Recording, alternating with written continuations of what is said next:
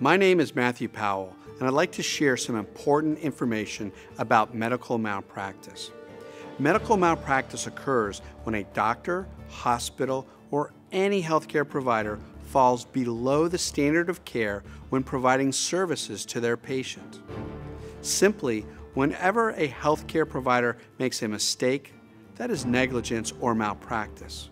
However, most mistakes will not be malpractice because many times when a healthcare provider makes a mistake, there's no long-term damage or injury, and as a result, even though there may have been a mistake made, it's not the type of claim a lawyer can bring into court.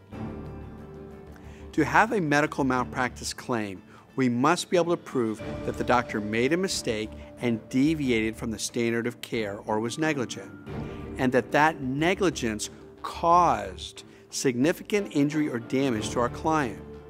Significant injury or damages can be many things. They can be the loss of a life or a limb or loss of mobility that makes it difficult for our client to be able to live their lives in a normal way.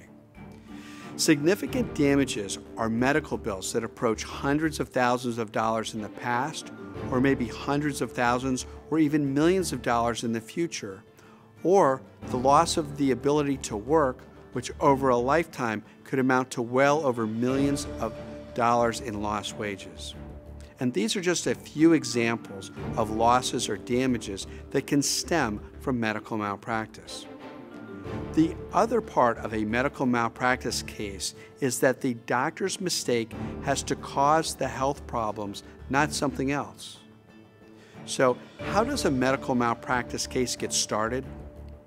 When a potential client asks us to review a possible medical malpractice claim, we take the following steps to see if we can find malpractice.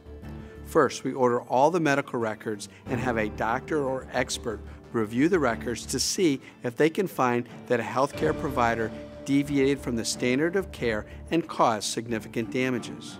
And then, if we believe this to be true, the next step is to ask a different doctor to swear under oath and sign an affidavit that he has reviewed your medical records and that in his opinion, a healthcare provider has deviated from the standard of care causing your damages.